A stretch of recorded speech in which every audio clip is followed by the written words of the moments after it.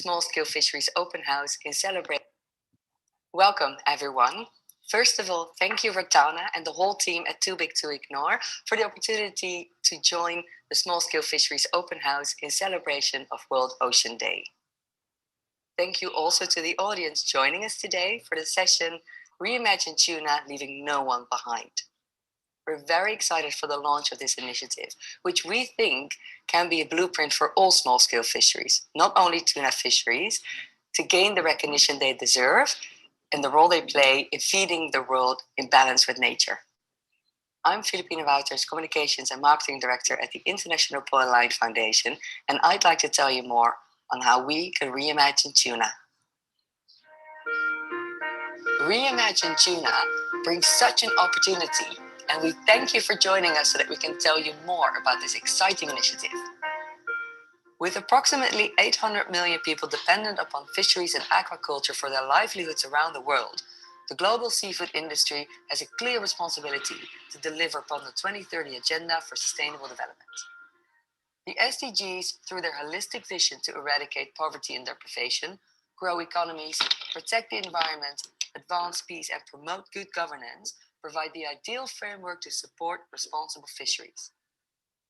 Tuna is a global commodity that is consumed in high-end markets as steaks, sushi, sashimi, and poke, but is also a very important, affordable source of protein for many coastal communities in developing countries. The global pandemic has had a profound impact on tuna markets and the fisheries that supply them. Initial panic buying of canned tuna led to an increase in demand for products with a long shelf life. On the other hand, with the closure of restaurants and disruption in transport logistics, fresh frozen tuna markets collapsed overnight. The impact of these disruptions has been felt more acutely by small-scale fishers who are often already at the margin of global supply chains. These impacts have obviously also been felt by the millions of people who are part of coastal communities who rely on tuna for their livelihoods and food. Ocean leaders from business, civil society, international organizations, science and technology now have an opportunity to conserve and sustainably use our ocean, seas, and marine resources for sustainable development so that no one is left behind. During this session, we will be hearing from a wide range of speakers on tuna fisheries on 5 main topics, or pillars as we like to call them. You will hear about tuna fisheries in the context of biodiversity, plastic pollution, human rights, equity, and harmful fishing subsidies. We invite you to be part of the solution and join the Reimagine Tuna initiative, helping us driving actions that are transformative, high impact, and scalable, so that we can envision a better world in harmony with nature. First off, we'll start with providing some additional context and show you a short film of some of the fisheries that we work with in Indonesia. Then we'll hear from Jeremy Crawford, IPLF Southeast Asia Director, under the pillar of biodiversity in Reimagine Tuna. We will not have a Q&A session. Instead, we'd like you to email us your questions, comments, and to join us. Thank you.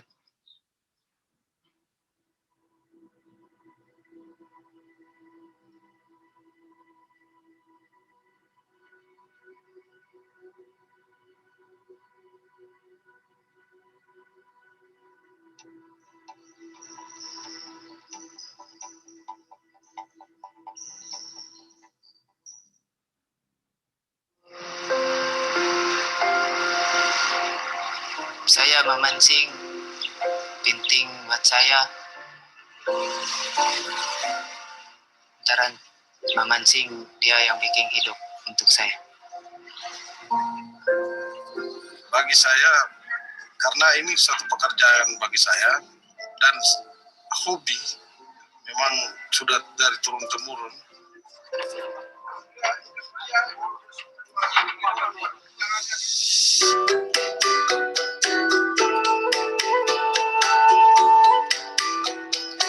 The water area in Indonesia cover up about 4 times the land area. We even have a song about our ancestors being fishermen. So we rely heavily in the fishery for our livelihoods. One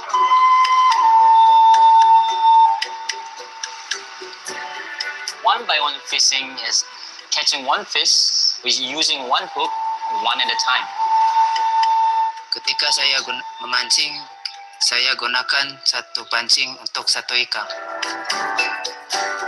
Untuk mancing satu persatu ini banyak keuntungannya. Satu hal, dalam kualitas ikan itu dia baik dan dia itu ramah lingkungan.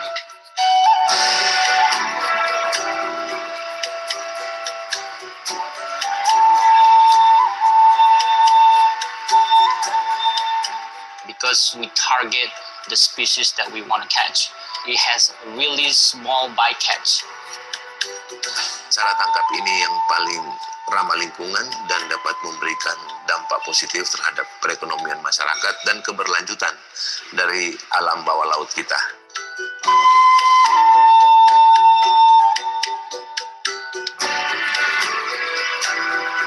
The fishermen catch the fish. Directly they put the fish into the ice to keep the fish in the fresh condition. Within 1 or 2 days, they're going to come back to the port, either freeze it or directly go to the canning factory.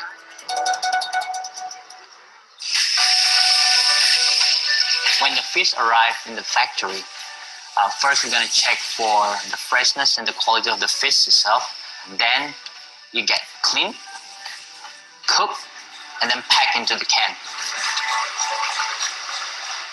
Indonesia one by one tuna products are exported to market around the world. The traceability is one of the most important part of our fisheries. When we catch it, we know where does the fish come from, which area of the oceans, and who caught it, when was it caught. We take pride in delivering a product that exceeds our customer expectations.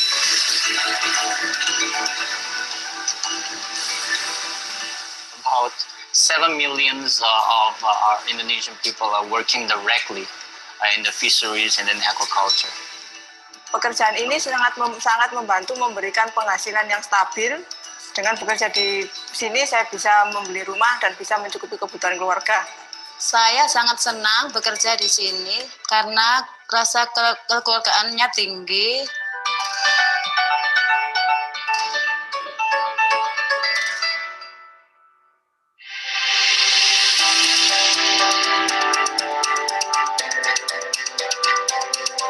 Indonesia's pollenline and handline tuna fisheries have been on a journey since 2014 to achieve the Marine Stewardship Council certification.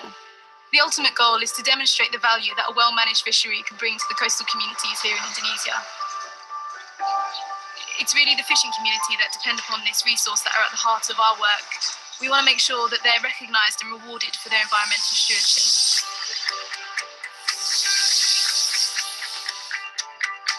So there's a lot of work happening on the ground to meet the standards. We're collecting a lot of data from the observers program, from onboard cameras, from the vessel tracking systems, and we're also working hard with the Ministry of Marine Affairs and Fisheries. Collaboration has been key throughout this project. Everyone coming together and working towards the same goal to see these fisheries get the market recognition they deserve.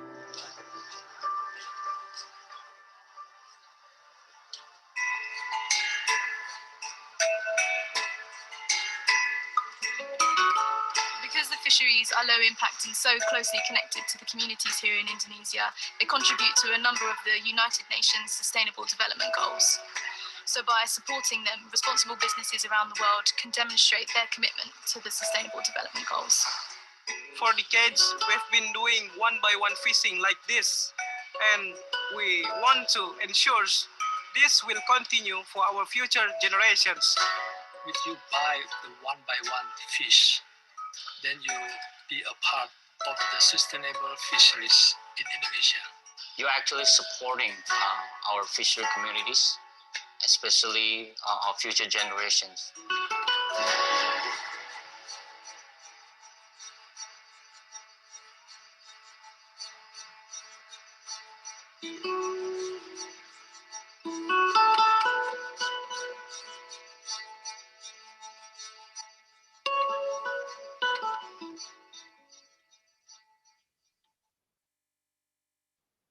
first thank the organizers for having us today and providing me the opportunity to speak about such an important topic. My name is Jeremy Crawford, and I'm the Southeast Asia Director for the International Pole and Line Foundation. Indonesia is a maritime nation and the largest tuna fishing country in the world. Annually, Indonesia catches more than 100,000 tons of tropical tuna. Up to 7 million people depend on fisheries in Indonesia, and as a matter of food security and livelihood, it's essential that these fisheries have low environmental impact. This ensures that marine resources and tuna stocks remain productive so that the communities that depend on the resource can remain viable now and for future generations to come. Fortunately, small-scale, one-by-one tuna fisheries, such as the ones that we saw in the video, has some of the lowest environmental impacts for tuna fishing around the world when it comes to bycatch, habitat degradation, and interactions with endangered, threatened, and protected species. IPNLF has been working in Indonesia since 2013, and with fishery stakeholders, we've collected scientific fishery data through onboard observers, port set enumerators, and even new technology such as time-lapse cameras and vessel tracking devices. This data has evidenced and demonstrated the low-impact nature of these fisheries, and together, we use this information with local fishery managers to develop sustainable fishery policies and governance. Unfortunately, the voices of these fisheries have been drowned out in the marketplace and are replaced by cheap tuna from large offshore fleets that utilize destructive fishing methods such as purset and longline, which have an immense negative impact on biodiversity and are riddled with human rights abuse. Many of these large-scale fisheries don't even come from the territories from which they operate in. And so when they've exploited all the natural resources in that area, it's the local communities that suffer the most, while these offshore fleets can sail to another fishing ground or go back to their home countries.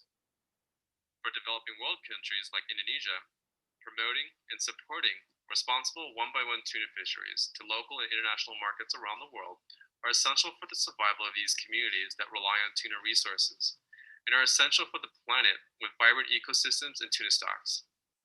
These are fisheries that truly give back to the planet and to their societies. Next up, after me, will be Riyadh Shahari from the University of Montpellier in France, who will be giving another perspective from the Maldivian one-by-one tuna fishery. Thank you again for your time and allowing me to speak briefly about this topic that is near and dear to all of us.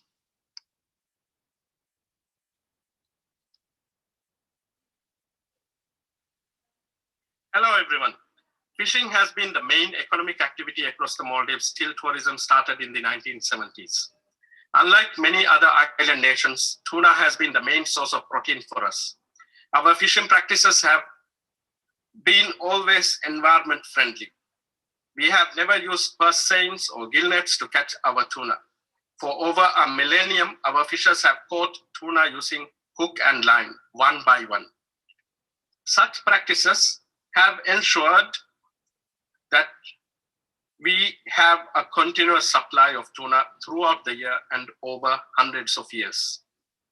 The hook and line gear that we use ensures very low levels of unwanted bycatch and virtually no plastic pollution and ghost fishing.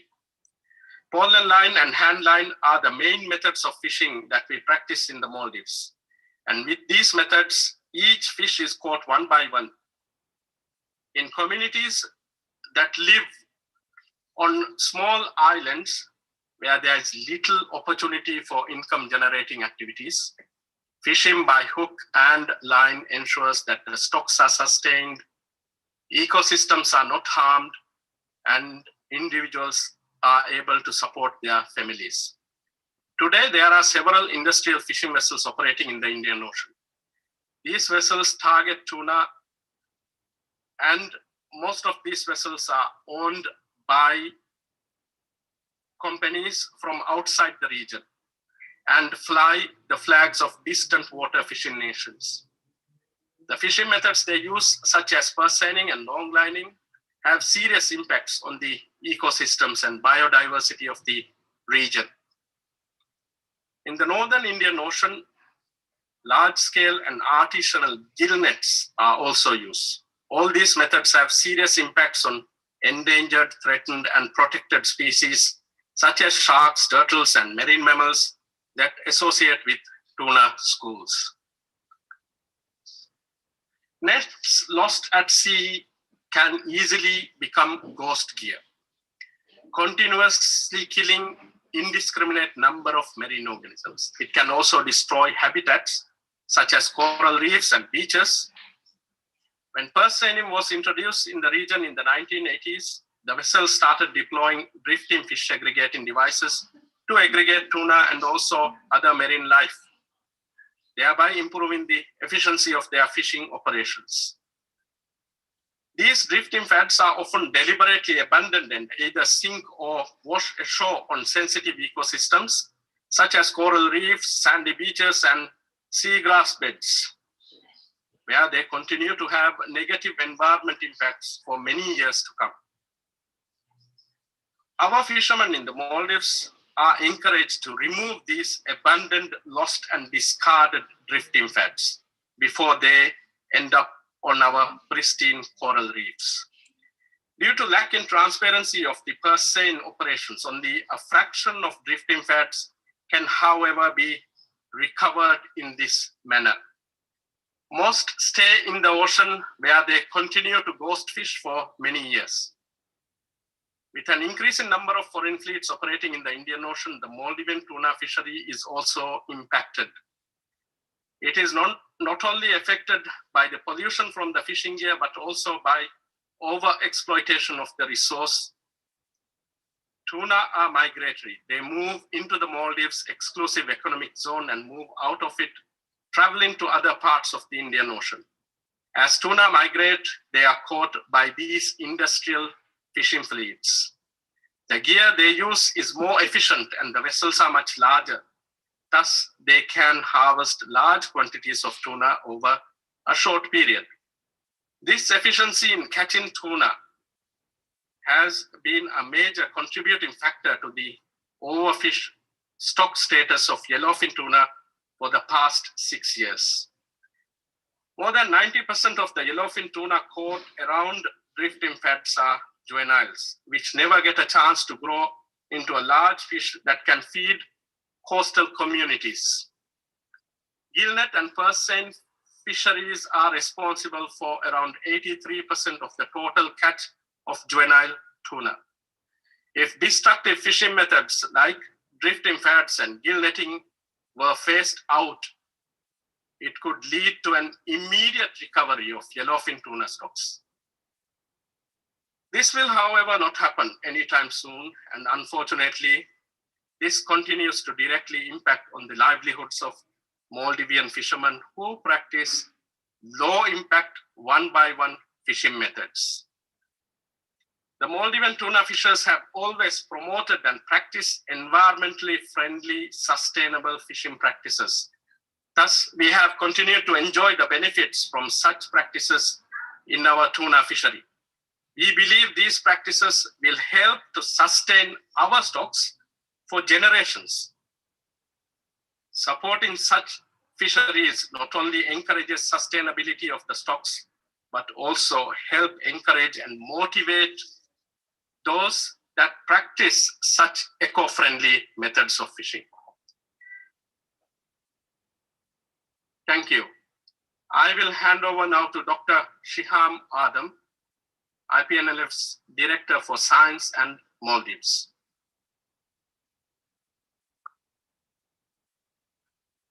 Thank you, Riyadh. Riyadh noted the issues in highly commercial and industrial fisheries, where their fishing practices had serious impacts on biodiversity and the health of the ocean ecosystem. Overfishing issues with bycatch and discards, and the decimation of the endangered, threatened, and protected species, which are largely the result of malpractices of the industrial fisheries.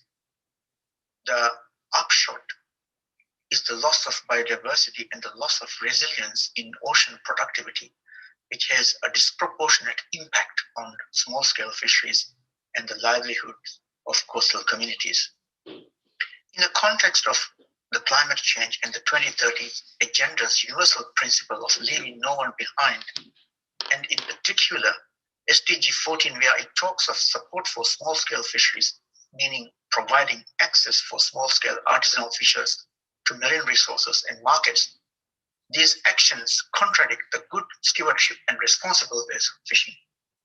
Sadly, many of these industrial tuna fisheries still get preferential market access through third-party certification, and several retailers appear to turn a blind eye to these issues despite making claims about sustainable procurement.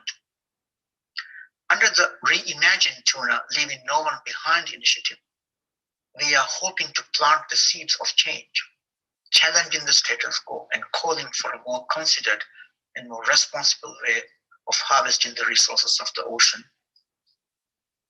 We are calling in this case for responsible governments, organizations, and markets to consider gear conversions of unselective gears, gill nets and long line, to more selective gears like the pollen line, hand line, and trolling. We are calling to control and effectively manage the use of drifting fads on the high seas, which has now become, for example, a major impediment to the rebuilding of the Indian Ocean yellowfin tuna stock. We are also calling for improvement in fishing methods that would minimize the likelihood of capturing and killing non-target species. For example, use of circle hooks for long line, purse seine fisheries not using fads, long line fishers using streamers to stop bird capture when setting long lines. We consider more resources should be spent where possible to live releasing endangered, threatened, and protected species, and a fins naturally attached policy for retained sharks.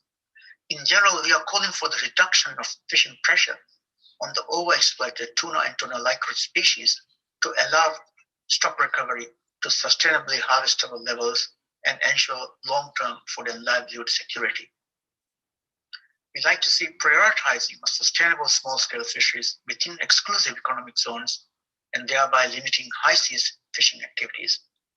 We are convinced that such a model will help to protect and restore threatened and endangered marine species, habitats, and ecological functions. Now, Ibrahim Nazir, IPNL's Fisheries Research Officer, will now talk about the plastics impact of the tuna fisheries. Thank you.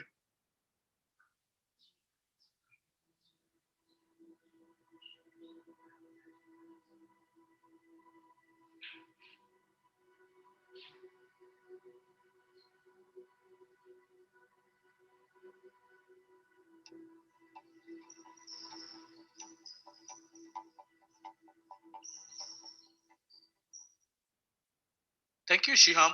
I'm now going to provide some initial context on how fishing gears contribute to plastic pollution. Maldivian tuna fisheries have existed for more than 700 years. They have always been very careful to continue using responsible one-by-one fishing methods which their forefathers have passed to them. These fishing methods minimize ecosystem impacts while prioritizing harvest quality, maximizing local employment opportunities, and promoting high local community value from tuna fishing. Despite Maldives' long tradition of responsible fishing practices, ocean currents are having Maldivian ecosystems and communities suffer the consequences of fishing gears lost or abandoned by foreign fishing fleets that use more damaging fishing gears. Abandoned fishing gears called ghost gear cause a significant threat to marine species and sensitive marine ecosystems, especially when they continue killing animals long after they have been lost through a process called ghost fishing. Maldivian fishers have always played an active role in removing foreign ghost gear from the marine environment. While in 2019, the International Pollen Line Foundation partnered with the Olive Ridley Project and other local stakeholders to promote further collection and use of the foreign fishing gears they encounter. A pilot project was launched in the island of Gemanfushi, through which fishers have been retrieving these ghost gear and bringing them to a shore-based facility. The objective of this project is to support and promote local fishers' important efforts to preserve their local marine environment from foreign pollution threats, to collect as much ghost gear as possible, and to repurpose it to provide some new value to local communities. Some local repurposing examples include using parts of ghost gear to support creeper plants, building lovely swings or chairs, and using fishing buoys as spots for planting beautiful flower shrubs. Despite all these efforts, some fleets are losing or abandoning damaging fishing gears much faster than we can ever hope to recollect them. We really do need to tackle pollution at its source. To monitor local contributions to ghost gear, IPNLF's onboard fishery observers in the Maldives are collecting data on local fleets' fishing gear loss. Preliminary findings show that over the year, the whole Maldivian fleet only contribute less than 50 grams of monofilament fishing lines per ton of tuna landed. By collecting the same or more foreign fishing gear than they are losing themselves, these fishers are achieving plastic neutrality with regards to their gear. We hope other fleets will also reduce their contributions to dangerous marine pollution and pursue plastic neutrality as much as possible. My colleague Yaiza will now describe the different types of fishing aggregating devices used in tuna fishing before April explains their contributions to plastic pollution. In the open ocean, many species like tunas associate with objects drifting on the ocean surface, such as logs or branches. And over time, fishers started to realize that they could increase their catch rates and operational efficiency by making some of these structures themselves to attract tunas.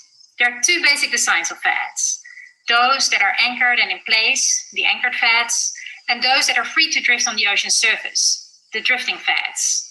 Anchored fats have been used by coastal fishing communities for centuries to attract offshore species like tunas closer to shore and make them more accessible to small fishing vessels. Today, networks of anchored fats are benefiting artisanal fishers throughout the Caribbean, Indian Ocean, and Pacific Ocean. In contrast, drifting fats developed in the 1980s from the experimental efforts of mostly distant water fishing fleets to maximize their catch potential. Drifting fats are predominantly owned and utilized by large-scale industrial purseine vessels. And although the deployment of these fats often occurs on the high seas, they regularly drift through the economic zones of countries that have not granted permission for these devices to be there. It's super important to note that tuna populations only started to become overfished since the introduction of drifting fats.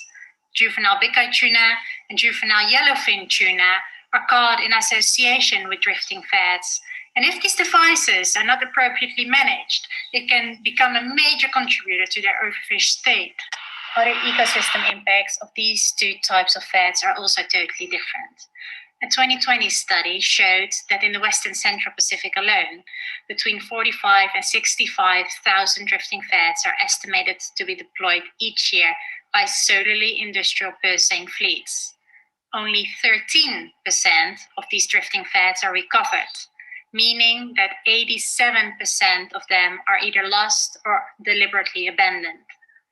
This means that between 39 and 56,000 drifting fats sink, are beached, or are abandoned annually. In contrast, and to provide a case study for anchored fats, the entire Maldivian pool and line tuna fleet, which consists of about 400 fishing boats, has 50 anchored fats available to them throughout its 90,000 square kilometers exclusive economic zone. These anchored fats are deployed and maintained by the national government and are designed to last for about 5 years. On average, 19 Maldivian anchored fats break free on an annual basis, which are replaced soon after their reported lost. It's important to note that local fishers are incentivized to retrieve and return the lost fats. And as a result, about 9 of those detached anchored fats are recovered on an annual basis, making the annual loss rate around 10. So for a fleet of 400 Maldivian tuna vessels, the annual loss rate is on average 10 anchored fats for the whole fleet. In comparison, each purseine vessel in the Indian Ocean is allowed to use 300 drifting fats at any one time. This means that one purseine vessel can use 6 times more drifting fats than that there are anchored fats available to the entire Maldivian fleet. If the same drifting fat loss is applied to the Indian Ocean as in the Pacific, that would mean that each purseiner potentially loses 260 of those 300 drifting fats. However, because of a lack of transparency associated with drifting fat limits, that could mean that there are actually more fats deployed by each of the 35 to 40 purseaners that are operating in the Indian Ocean area. A conservative estimate would therefore be that around 9,000 drifting fats are lost by the Indian Ocean purseine fleet every year. To conclude this presentation, I would like to note that despite the relatively lower impact of the coastal and smaller selective tuna fisheries we work with, that it is very important to us to be deeply engaged in improving international and national policies that reduce the impact of both drifting and anchored fads. Okay, thank you for that explanation, Yaza. I'm now going to pick up the story of fads in the context of marine pollution. And we will follow the impact of drifting fads and other discarded or lost fishing gear as they enter the coastal and island ecosystems within the Seychelles archipelago. So the Seychelles stretches across the southwest Indian Ocean and is sandwiched between two major current systems.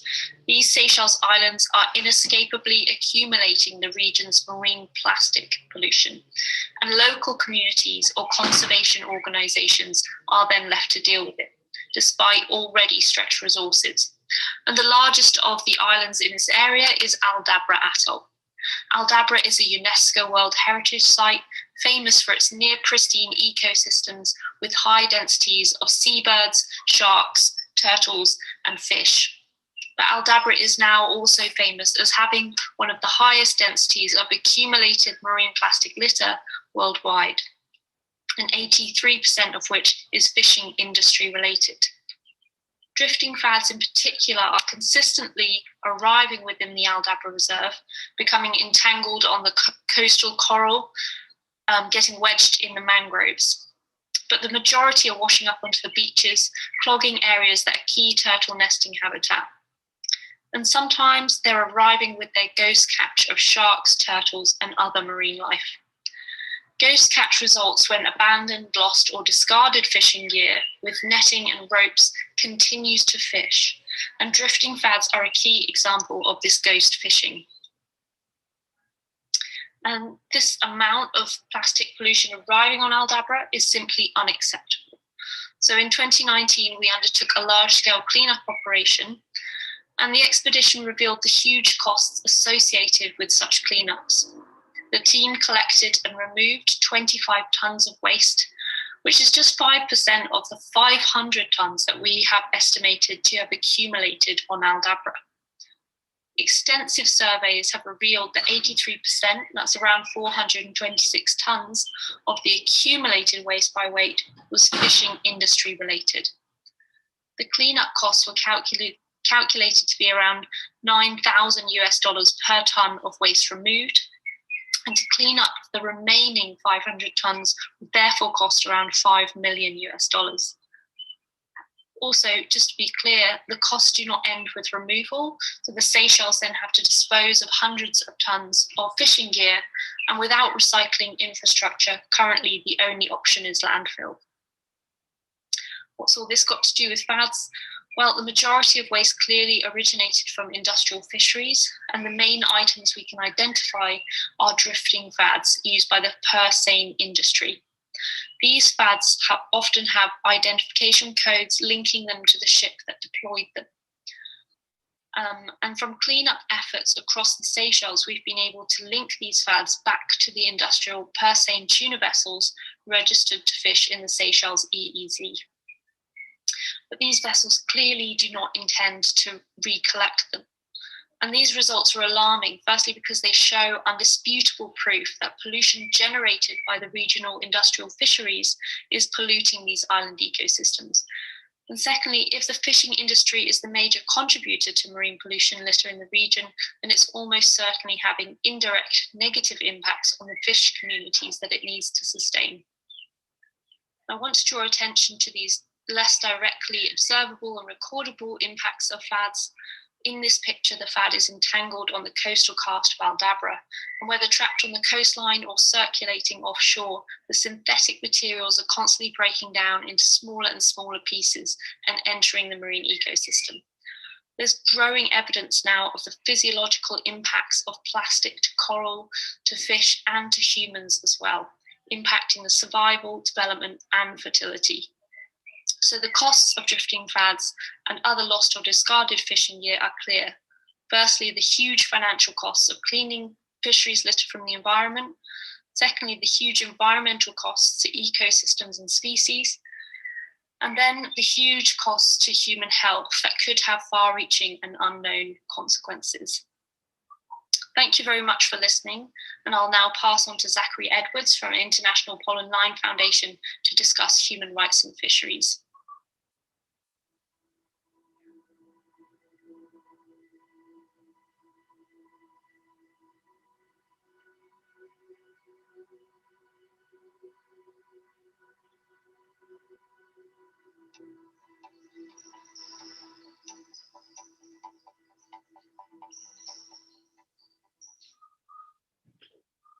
Thank you, April, for the introduction.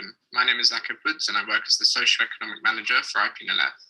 As mentioned, this session will focus on the human rights pillar of Reimagine tuna, and unfortunately, human rights abuses continue unabated in many tuna fisheries, despite this issue having been raised within the industry for many years. Historically, discussions surrounding environmental sustainability have largely overshadowed concerns about human rights abuses. This has meant that some tuna products promoted as the best choice in terms of environmental sustainability have been able to secure market access without due attention being placed on potential human rights issues that may be occurring. Human rights issues are now emerging as a key area of concern in the seafood sector, taking the form of modern-day slavery, human trafficking, physical abuse, and in some cases, the murder of crew or scientific observers on fishing vessels. Where the sustainable seafood movement was primarily focused on environmental challenges facing the sector, social issues such as identifying human risks and actuating remediation activities are now being pushed to the forefront of the attention of the industry. Distant water fishing fleets have since been identified as the area of the industry eliciting the highest levels of contextual risk for such issues, as they are able to avoid relevant authorities and general accountability by operating beyond national waters for extensive periods of time without returning to port. However, despite this, there are many examples within our industry where high-risk fisheries without effective due diligence measures in place continue to supply tuna to Western markets. In response, Reimagine Tuna will be calling on retailers, the food service industry, and their suppliers to take greater responsibility to ensure that their tuna products are free from human rights abuses and to avoid sourcing from high-risk fisheries altogether. As an organisation, IPNLF work on a number of fronts to ensure sufficient human rights due diligence is taking place within tuna supply chains. In my own role, I provide technical support to a number of human and labour rights focused groups to help ensure that worst performing fleets are held to greater accountability. More broadly, as a team, we assist in the review and formulation of various industry standards, guidelines, and best practice recommendations aimed at benchmarking what constitutes good performance in relation to human rights issues in the seafood industry. Because IPNLF works exclusively with small-scale fisheries, we also engage with various groups to ensure that proposed solutions to human rights issues adequately account for both the financial and contextual constraints faced by small-scale fisheries to participate and evidence their good performance.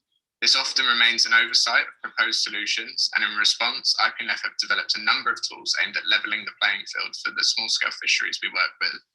For example, our new Fisheries Improvement Toolbox provides a framework for working collaboratively with our commercial members and fisheries on social issues, including human rights due diligence. And through our new sourcing transparency platform, we provided a tool that helps improve the transparency of seafood products and communicate the human rights due diligence activities implemented within our commercial members' supply chains. So to summarise, although the industry is increasingly placing attention on human rights issues, the sector has a long way to go before human rights abuses are adequately identified and addressed throughout tuna supply chains. Moving forward, it's important that the procurement choices of companies become more aligned with both the contextual risk posed by fisheries and the due diligence activities occurring within tuna supply chains. On that note, I'd like to introduce our next speaker, Clifton from Worldwise Foods, who will be sharing her insights on the role of the marketplace in addressing such issues. Thank you, Zach, for your introduction. So I work for Worldwise Foods, and we were started as a business over a decade ago by our CEO, John Burton, who's the former chairman of the IPNLF. And John is really passionate about one-by-one fishing methods and small-scale fisheries because of their positive environmental impacts and the social benefits for fishing communities.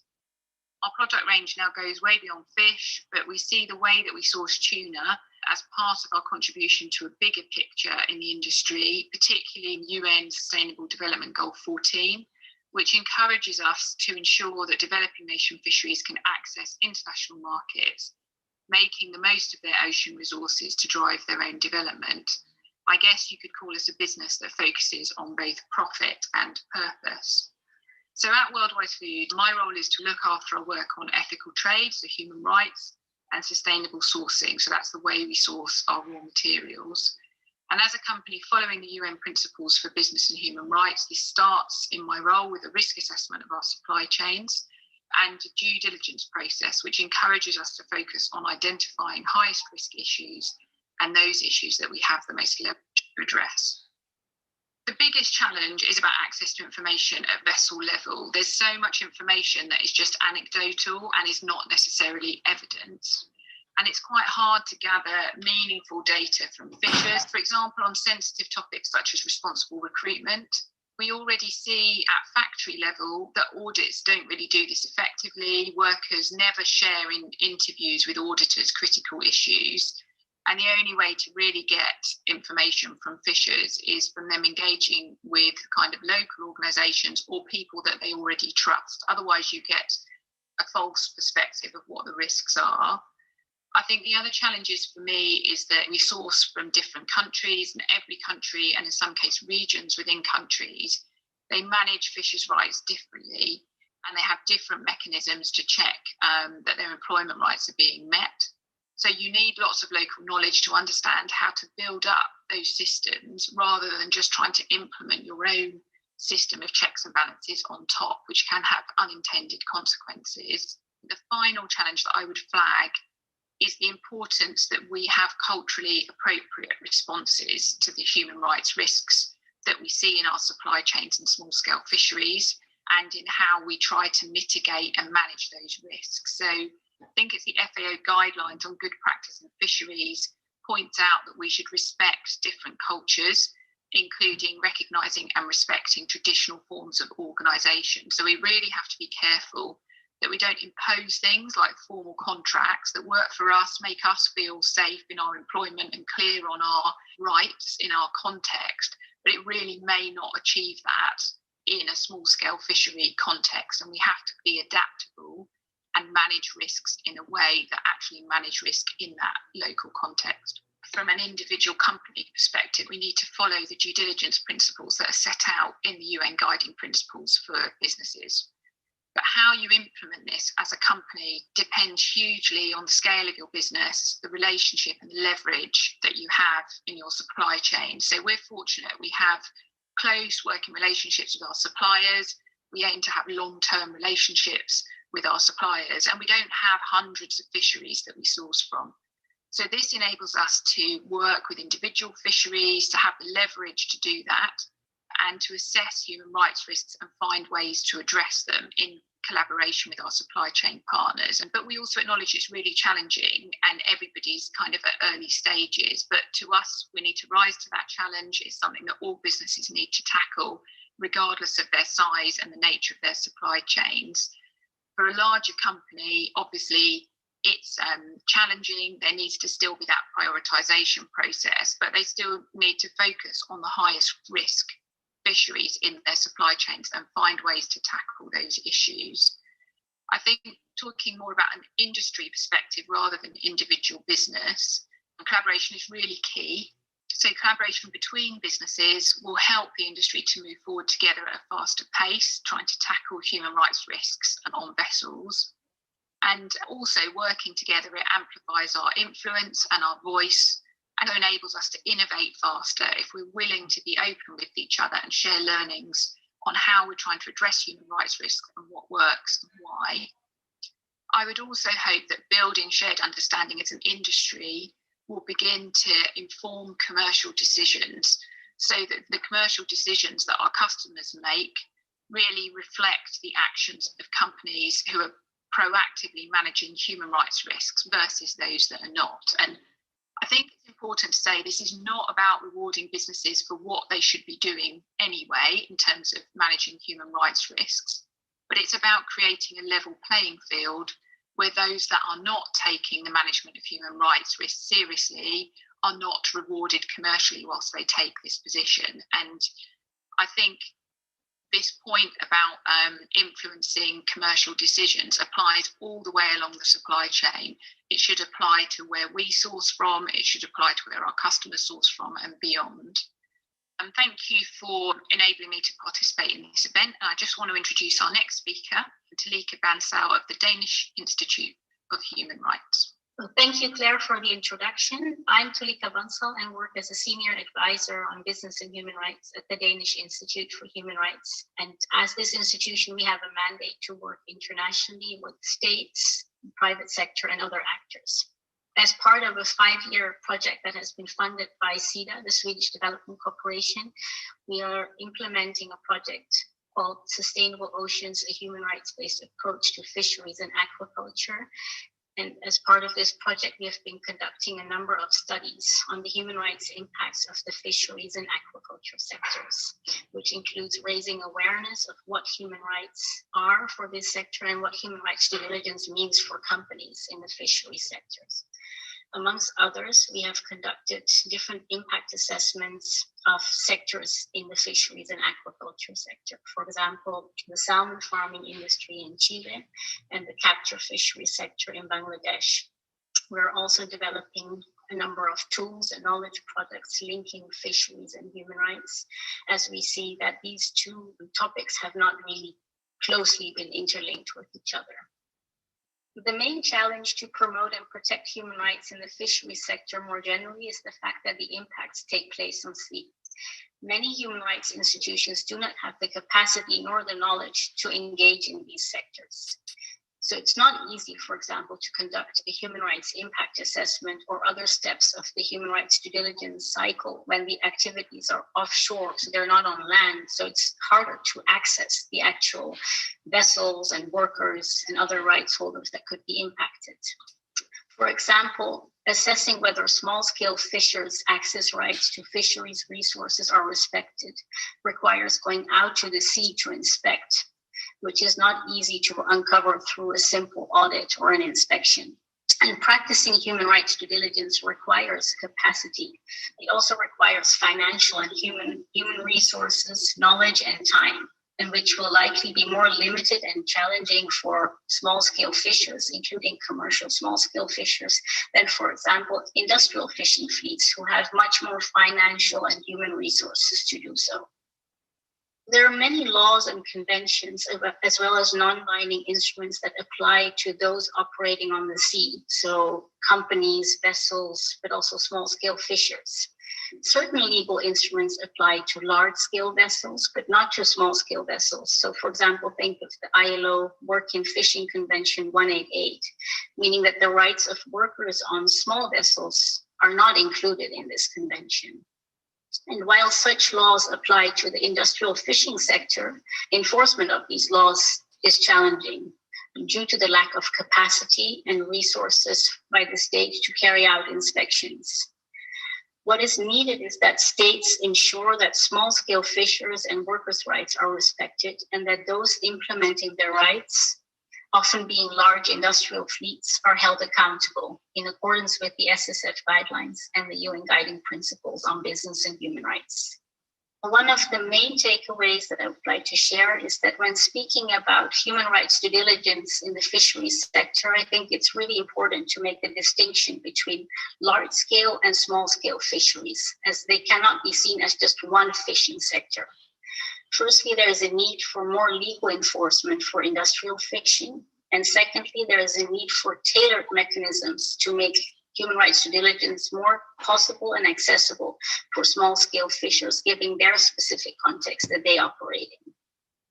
We'll now be going to the next main pillar of this session, which is to discuss equity. I'd like to hand over to Roy Bealey, Fisheries Director, IPNLF. Thank you.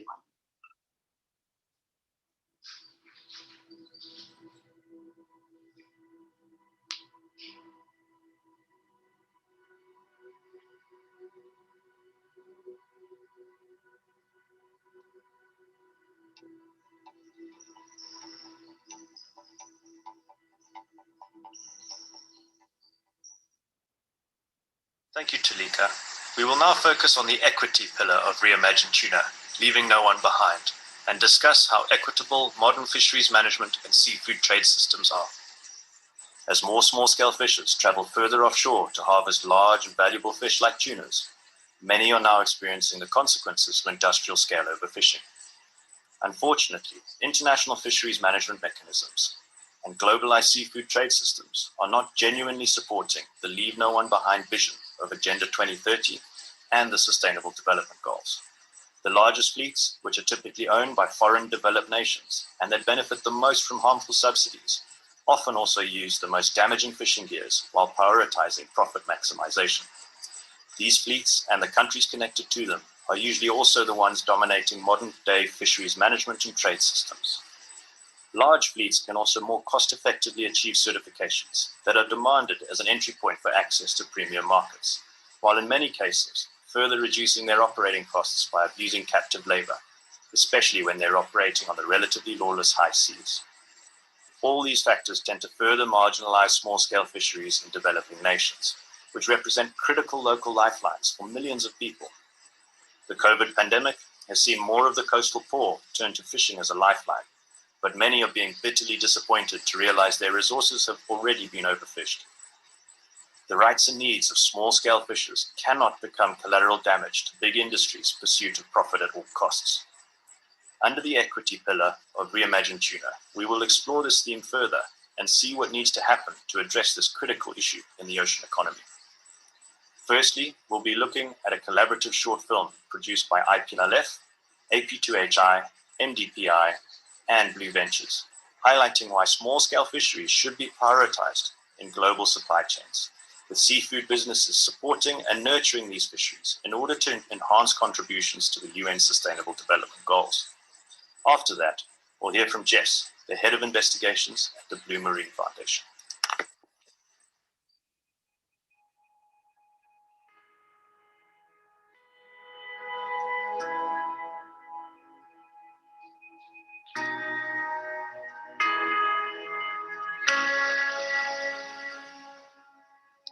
Globally, it's estimated capture fisheries support 120 million livelihoods, and 90% of those working in this sector come from small-scale fisheries.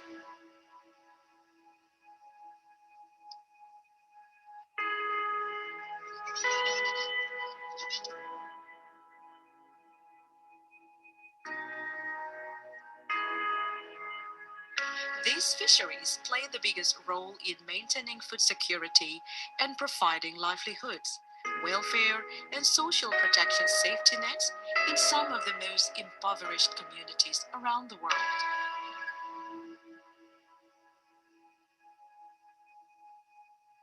The majority of the catches from small-scale fisheries are consumed locally.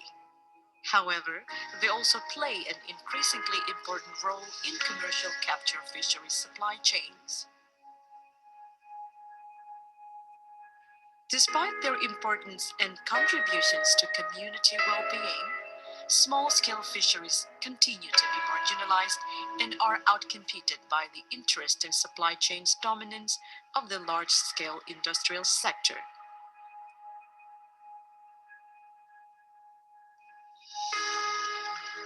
However, there are opportunities for these fisheries to grow and expand.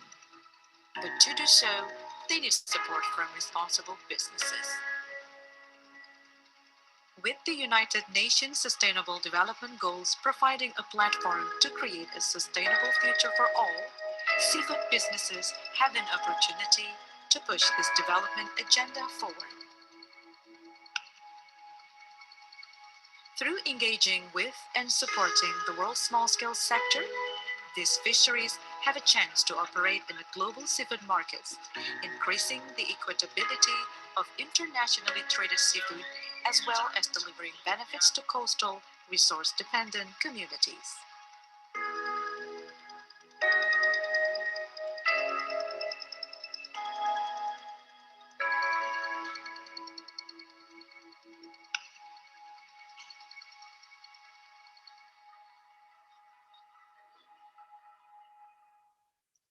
Many thanks, Roy.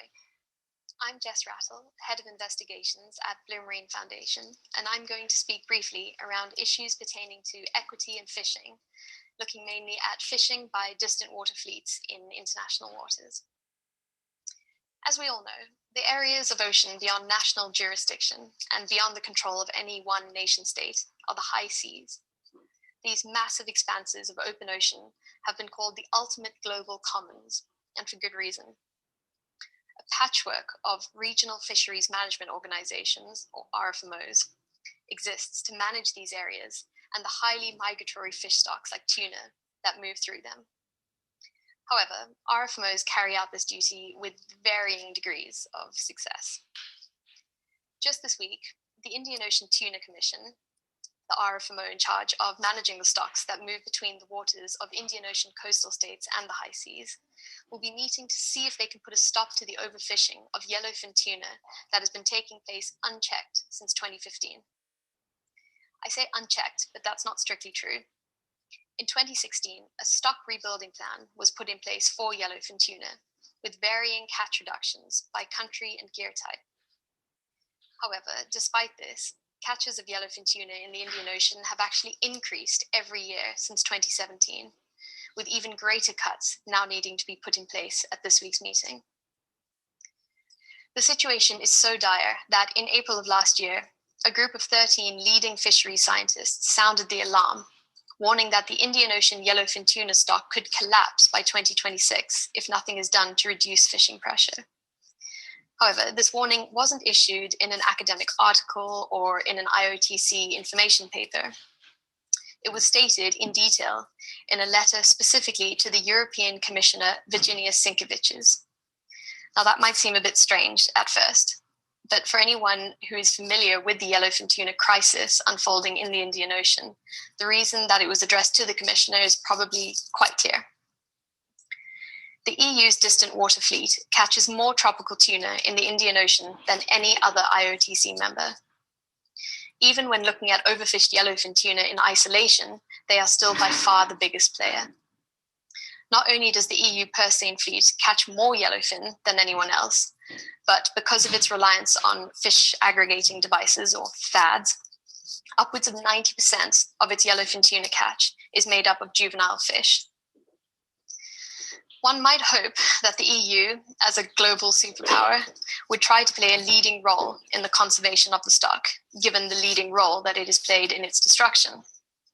One might even expect there to be pushback from coastal states through whose waters these fish migrate and whose communities depend on fishing for their very survival. Yet, at the last session of the Indian Ocean Tuna Commission in March, we saw nations like the Maldives and Kenya show admirable leadership by putting forward bold and ambitious proposals to cut catches and improve FAD management. In stark contrast, the EU chose to use its negotiating prowess to undermine and derail efforts by these developing coastal states by refusing to negotiate down from its inequitable and unsustainable position that ignored both the precautionary principle and the needs of coastal communities. The behavior of the EU in the Indian Ocean Forum has earned them some well-founded accusations, like that of neo-colonialism, hypocrisy, and greed. However, what I find most shocking of all is the EU's seeming indifference to the plight of Indian Ocean coastal states should the stock collapse. If we discover that yellowfin tuna has been fished to the point of no return and that all fishing will have to cease, the distant water fleets will simply move their efforts to a different ocean and will continue to fish there. However, the consequences for developing coastal nations and small island developing states are unthinkable. They do not have the luxury to pick up and go elsewhere. And for that reason, it shouldn't come as a surprise to us that they are the ones acting with urgency and with the long term in mind, while developed distant water fishing nations try to maintain the status quo for as long as possible, no matter the cost. While the Indian Ocean is a stark example, it's by no means the only area in which industrial distant water fleets play a leading role in the destruction of fish stocks that coastal states depend on for food security and economic survival. A 2018 study by Enrique Sala et al. Found that only 6 countries, China, Taiwan, Japan, Indonesia, Spain, and South Korea account for 77% of the global high seas fishing fleet. The study also showed that fishing at the current scale is enabled by large government subsidies, without which as much as 54% of the present high seas fishing grounds would be unprofitable at current fishing rates. This means that without subsidies, more than half of the present high seas fishing grounds would be unprofitable. Another 2018 study, this one by David Attenborough et al., found that much of the high seas, as well as the waters of developing countries in fisheries-rich areas like West Africa, are open to abuse of both fisheries regulations and international labor standards, allowing illegal fishing and potentially labor abuses to flourish. Given these findings, it's hardly surprising that closing the high seas to fishing is appearing increasingly often as a potential solution, albeit quite a complex one. In a report produced for Blue by Dr. Rashid Sumaila last year, Dr. Sumaila stated that an analysis of fisheries data has indicated that catches in coastal waters could surpass current global levels if the high seas were closed to fishing. These findings, he said, have led to a call to turn the high seas into a fish bank for the world, where fish can grow without the threat of being caught, and then seed the fished areas within national waters. While not without its challenges, greater protection of the high seas, combined with the development of low-impact fisheries in coastal areas, could produce a win-win, and could see the creation of more equitable and sustainable fisheries that benefit fish stocks, coastal communities, and the marine environment. Thank you so much. I would now like to hand over to Yinji Lee of Tokai University in Japan, who will talk more about small-scale fisheries in Northern Asia. Thank you. 皆さん、こんにちは. Hello, everyone. My name is Yinji Lee. I'm an associate professor at Tokai University, Japan. My research area focuses on small-scale fisheries in Japan and other Northeast Asian regions. Like in many other places around the world, the meaning of small-scale fisheries in Japan is significant.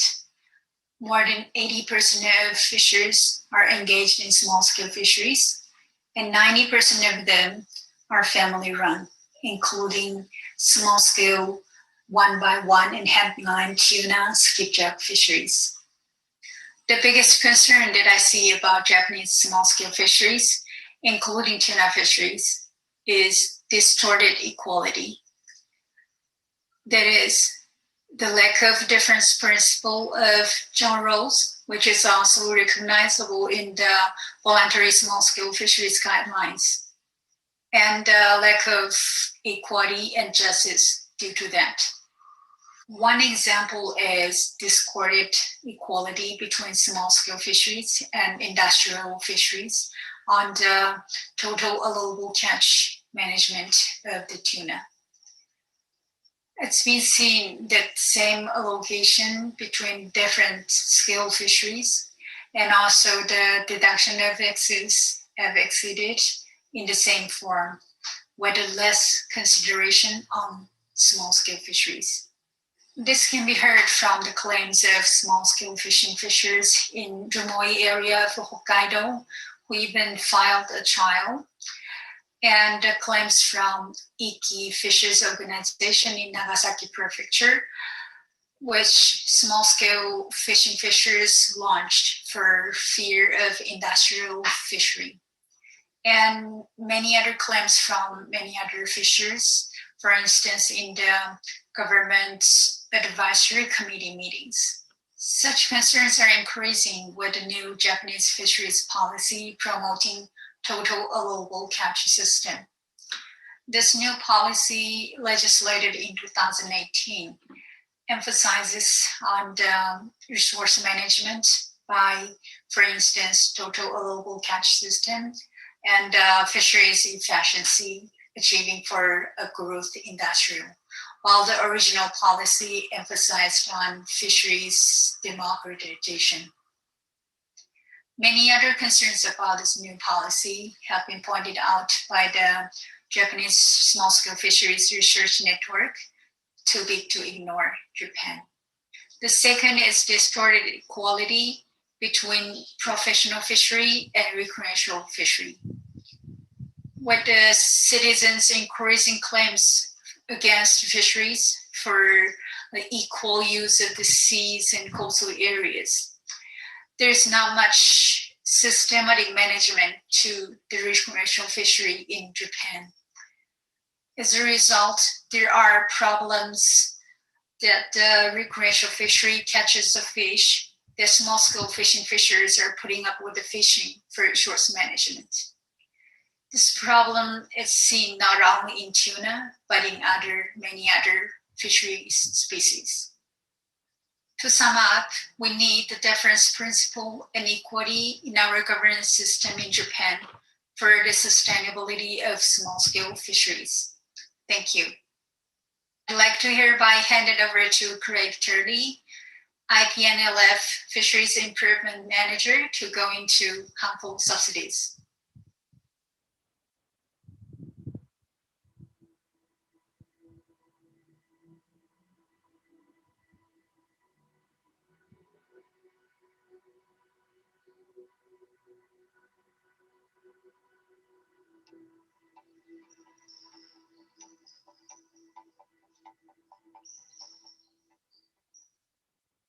Thank you, Yinji. My name is Craig Turley, and I'm the Fisheries Improvement Manager here at the International Pole and Line Foundation. And today I'm going to introduce the fifth pillar of Reimagine Tuna, and that is harmful fisheries subsidies. Harmful fisheries subsidies can be included as the capacity enhancing subsidies. So these are subsidies that contribute to things such as fuel, vessel construction, engine, or fishing gear. And they generally enhance the ability of a vessel to go further offshore, stay at sea longer, and generally catch more fish than they could otherwise afford to. And this has been widely acknowledged as one of the key drivers of overfishing. Studies have shown that in 2018, there were roughly $35.4 billion from governments going to these harmful fisheries subsidies. And roughly 81% of that goes to the industrial fishing subsector, and 19% goes to the small-scale fleets. So clearly there's need for reform across the board, both for the industrial and for the small-scale sector. And these subsidies need to be reformed, instead going towards management and environmental protection. Now, because 81% of these harmful subsidies goes towards the industrial fishing subsector, that further enhances their ability to undermine the small-scale fishing subsector or the artisanal fishing subsector, and further drive the inequity that we've already heard about. And they do this in several ways. Firstly, the overcapacity and the ability of these industrial fisheries to overfish high seas and coastal waters means that there's less resources for small-scale fishers to catch. Secondly, the industrial fisheries can catch way more fish and then introduce us to the market, flooding the market with vast quantities of highly subsidized seafood. And this undermines the value of seafood and undermines the ability of coastal states to generate livelihoods from that catch. And finally, those industrialized fleets, they can afford to get private certification labels, which then legitimizes their produce and allows it to go to retailers and supermarkets. And many of you might be surprised to know that the Marine Stewardship Council eco-label, or the MSC label, actually their current standard has no mention of harmful subsidies, and fisheries are able to be fully certified whilst still being in receipt of harmful subsidies. And that's something that certainly needs to change. So anyway, continuing on, we are going to hear from the man, the legend himself, Sir David Attenborough. We didn't take this video. It's a collaboration between WWF, Our Planet, Friends of Ocean Action, and the World Economic Forum, and is a message to the World Trade Organization. And after Sir David, we will go to Frederic Lemonac from Paris-based NGO Bloom. Imagine a healthy ocean, its abundance and vitality restored. And not just any ocean, your ocean. Every corner of every ocean around the world, vibrant, abundant, and productive. Healthy seabeds, fish stocks recovered, monitored wisely, fished sustainably, and feeding many more people than they do now. The good news is that it is possible, but we are standing in our own way. We are paying huge sums of money, public money, to keep damaging and destructive fishing activities afloat. Government subsidies are keeping fishing boats fishing, even when there are too few fish left for fishing to be profitable. These subsidies create tensions between competing fishermen and nations. And they also fund the ongoing destruction of the natural world on which we all depend. But all is not lost. We can turn this around right now. Your governments have been tasked with negotiating new global rules on fisheries subsidies by the end of this year to set us all on a more sustainable course. The World Trade Organization has previously negotiated global rules for government subsidies to industry and farming. Now it's time to put an end to subsidies that harm our oceans too. Around the globe, small-scale projects are already paving a way forward, showing how investment in local coastal communities can lead to remarkable recoveries under the waves.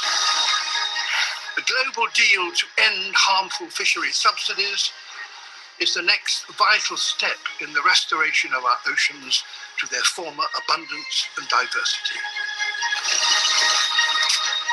Reaching the right deal might not be easy, but a sustainable future for the oceans and ourselves is within reach.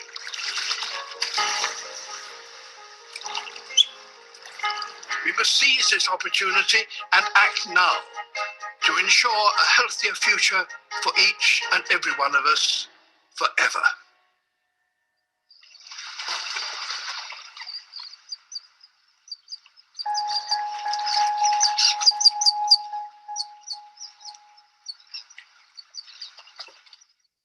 Yeah, thank you for the invitation. I'm Frédéric Lemonac from the NGO Bloom, which is based in Paris.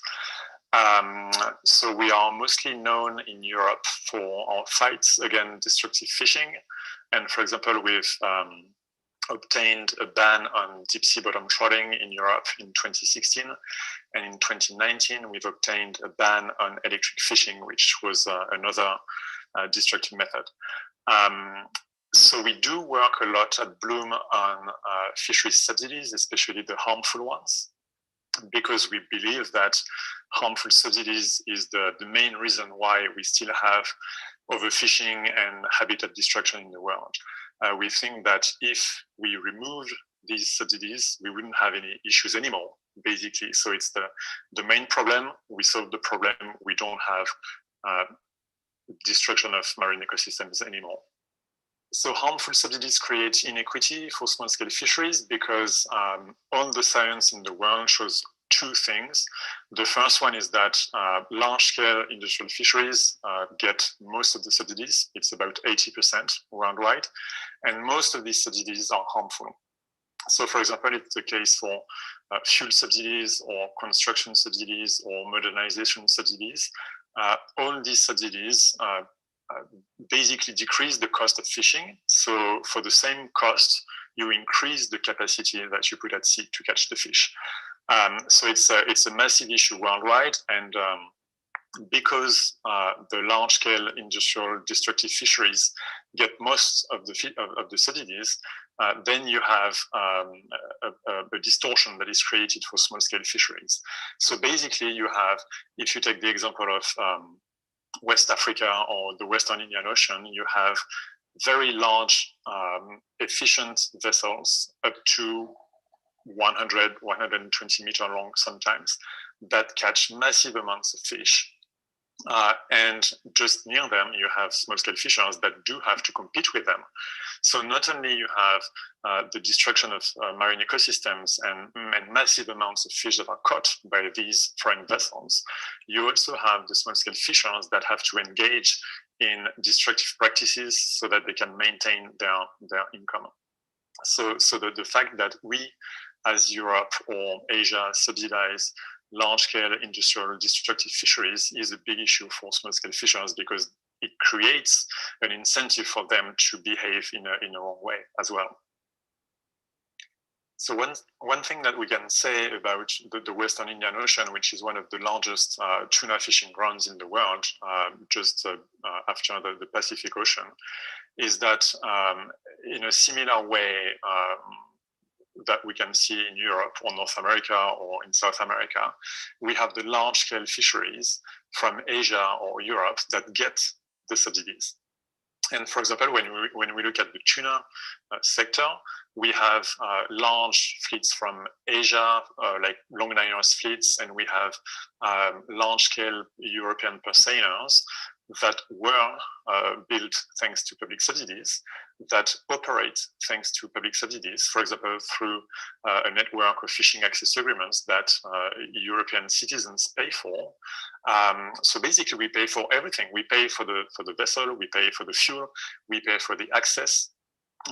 We also probably pay for the market. And if we removed all these subsidies, these operations would go bankrupt, basically. But at the same time, we have small-scale fishers, for example, in Madagascar or in Comoros or in the Seychelles or in Kenya, that probably would like to go at sea, to catch the fish, to catch the tuna, but they can't, because they have massive vessels in front of them that catch too much fish. And so you have a distortion in the ability for these fishers to catch the tuna. So the key point is that if we removed the subsidies for fuel, for fishing access agreements, for construction or modernization of the vessels, these foreign fleets would probably go bankrupt. Yes, so fishing access agreement is a big issue that nobody really talks about. So it's essentially a contract that allows vessels from China or Japan or the European Union to go fishing in the waters of Madagascar or Senegal or the Seychelles. And most of these agreements are publicly funded, which means that, for example, European taxpayers will pay for the access, so that European large-scale vessels can go fishing in Madagascar. And this is not something that is marginal, because, for example, in Europe, the total cost of these agreements for the European taxpayers every year nears almost 100 million euros.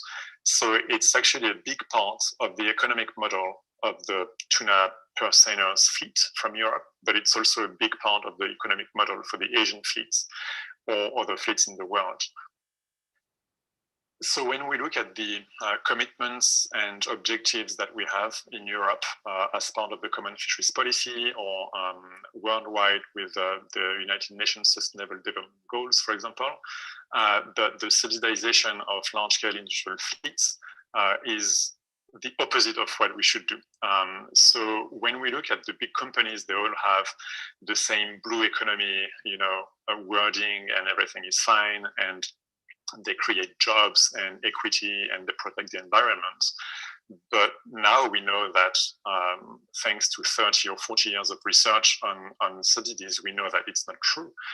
So as long as we'll maintain these subsidies for construction, for fuel, for modernization, for access, we'll have a big issue of sustainability. And it's not only sustainability, it's also political stability. It's economic livelihoods, its social stability, and so we need to fix that. We need to remove harmful subsidies so that coastal communities can emerge and take care for themselves. So as long as we'll have these subsidies, we won't have sustainability. It doesn't mean that once we remove these subsidies, we'll have sustainability, because there are other challenges. But for us, it really is the main starting point. We need to get rid of these subsidies. Next up is Maggie Rodriguez Esquivel from AIDA, and she will be talking about the redirect of subsidies to management and conservation in Latin America. Thanks, Frederick. Hello, everyone. My name is Maggie Rodriguez, and I am a Costa Rican attorney in the Marine Biodiversity and Coastal Protection Program in AIDA. AIDA is a regional organization that uses the law and science to promote the right for a healthy environment in Latin America. One of the main focuses of the Marine program right now is to revamp fishery subsidies and the way they are granted in the region. We are working towards redirecting harmful subsidies that promote enhanced capacity and overfishing towards those beneficial subsidies that promote sustainable use of fish stocks and improve livelihoods of fisher folk.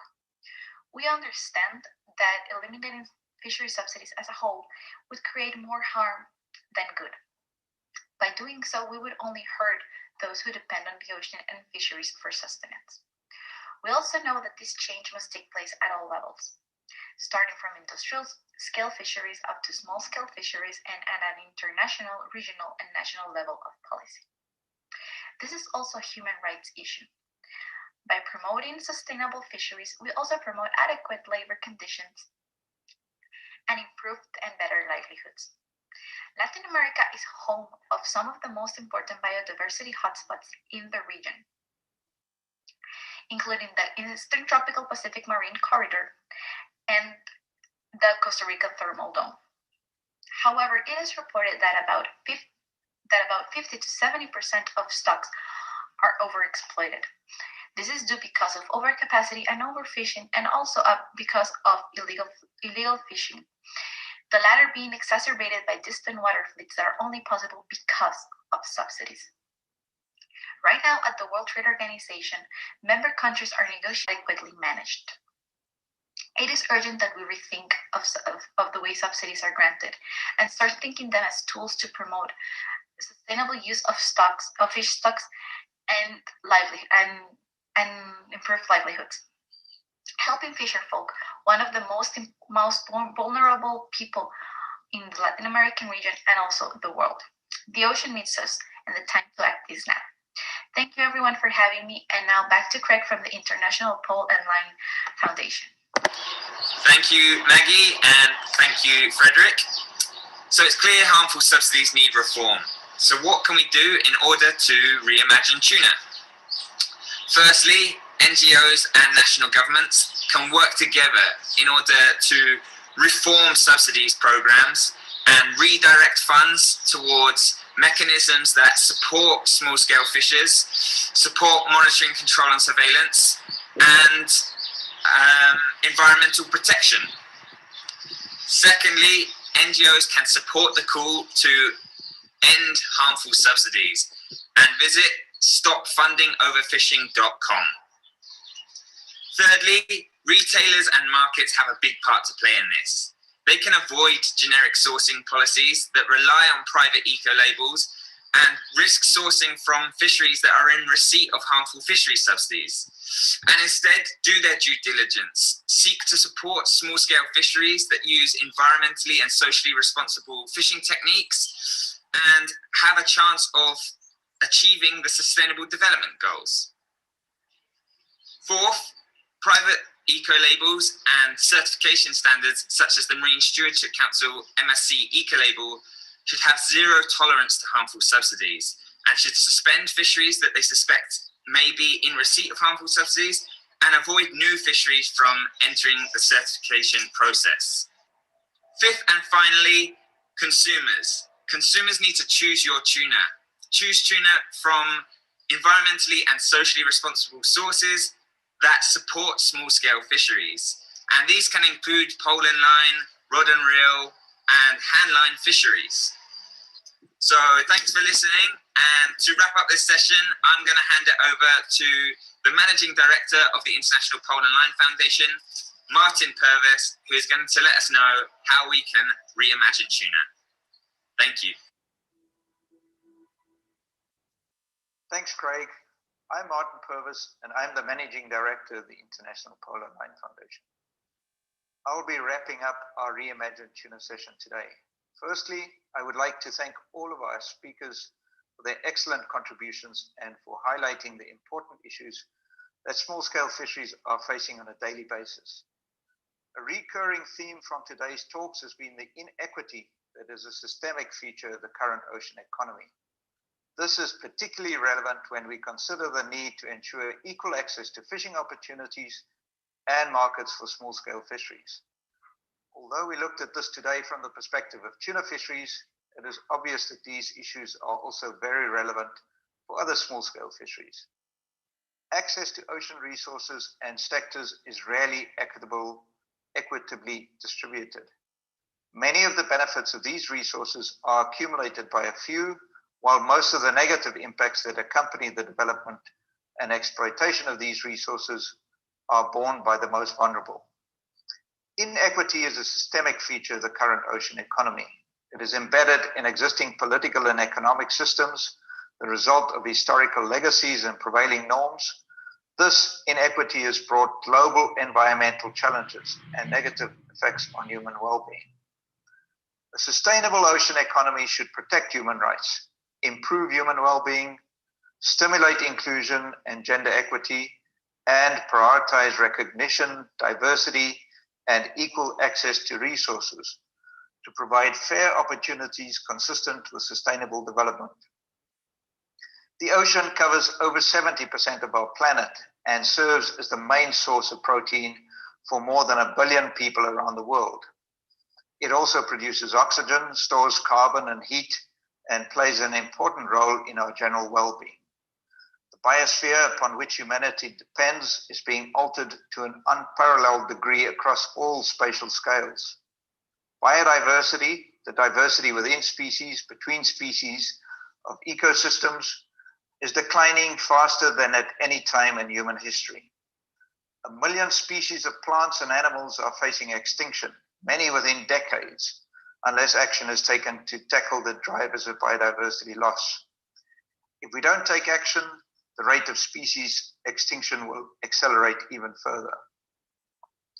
We rely on biodiversity for our survival, but our activities are the primary cause of huge declines. In the ocean, fishing is the activity that drives the greatest loss of biodiversity. Many industrial tuna fisheries use some of the most destructive fishing gears in terms of their impacts on endangered, threatened, and protected species, such as sharks, turtles, seabirds, and marine mammals. They also have huge impacts on the broader ecosystem. Ghost fishing gear, often resulting from industrial fishing activities, has been shown to be the deadliest form of marine plastic, as it is non-selective. It catches wildlife, entangling marine mammals, seabirds, sea turtles, and sharks, subjecting them to slow and painful deaths through exhaustion and suffocation. Ghost fishing gear, mostly made up of plastics, also damage critical marine habitats such as coral reefs and sandy beaches. Industrial tuna fisheries are some of the worst polluters in terms of the ocean plastics they leave behind. Drifting fads, for instance, used by the purse seine fishing industry are mostly abandoned, lost, or discarded by the thousands instead of being retrieved after deployment. These drifting fads can have up to 100 meters of netting and other plastic materials that continue to degrade sensitive coastal and deepwater ecosystems when they beach or sink. A recent study, for instance, in the Pacific showed that less than 10% of these drifting fads are retrieved by the large purse seiners that set them. That means that every year, more than 7,000 drifting fads in the Western and Central Pacific Ocean alone continue to pollute and degrade marine ecosystems. Industrial longline vessels catching tuna have huge impacts on sharks, turtles, and seabirds. and are also often associated with serious human rights abuses. These vessels lose thousands of kilometers of monofilament longline gear every year. These longlines drift to the seafloor, where it can degrade habitat through direct impacts such as smothering of organisms on the benthos, and also via entanglement of bottom-dwelling species, such as coral and sponge communities. It is also common practice on some longline vessels to discard the so-called bird nests of line over the side when their main line is pulled off the drum, as the vessel proceeds at high speed and the line becomes snagged. So not only are these industrial tuna fisheries responsible for huge impacts on biodiversity, they are also some of the biggest polluters in terms of plastics ending up in the ocean. We also talked about human rights abuses that are frequently occur in offshore industrial tuna fisheries. The fact that modern day slavery is tolerated at all in supply chains, which are given sustainability accreditation by certification schemes, is inexcusable. Add to this the fact that many of these industrial fisheries have been built on the back of harmful fishery subsidies and are still benefiting from capacity enhancing subsidies such as vessel construction and fuel subsidies. And it becomes clear how difficult it is for small-scale tuna fisheries to compete with these large offshore fisheries. This relates to their access to fishing grounds and fishing rights, and also to their access to markets. We obviously have to do better. Business as usual is no longer good enough. We need to shift towards sustainable development goal-aligned nature-positive fisheries. Thriving coastal areas, a resilient deep ocean, abundant nature, and protected high seas will help sustain all humankind and support the culture and well-being of indigenous people and coastal communities. A healthy ocean is fundamental to a healthy planet and makes a hopeful future for current and future generations possible. So what can we do? We think that tuna fishing needs to be radically rethought, and the status quo of industrial fisheries need to be disrupted in support of small-scale, socially and environmentally responsible fisheries that can contribute to sustainable development, which leaves no one behind. That brings me to our theme today, Reimagine Tuna. With this initiative, we are launching a long-running campaign, forming a coalition of like-minded organizations who want to see more radical change to the tuna fishing sector, stepping away from profit-driven industrial fisheries towards environmentally and socially responsible fisheries that put coastal communities and environmental sustainability first. We believe urgent action is required. Now is the time to limit destructive fishing methods and promote environmentally sustainable and socially responsible fisheries that have been part of the culture and history of the communities that depend on these resources. We call on you to join us as we reimagine tuna. We want you to collaborate with us so that we can work together on finding solutions rather than just pointing fingers. We also believe that the Reimagine Tuna initiative can be a blueprint for other small-scale fisheries to follow. Sustainability cannot be achieved unless we place nature on the path to recovery. We need to transform our world to one where people, economies, and nature thrive together, and where livelihoods are secured so that no one is left behind. Please get in touch so that you can be part of reimagining what the future could and should look like. Thank you very much.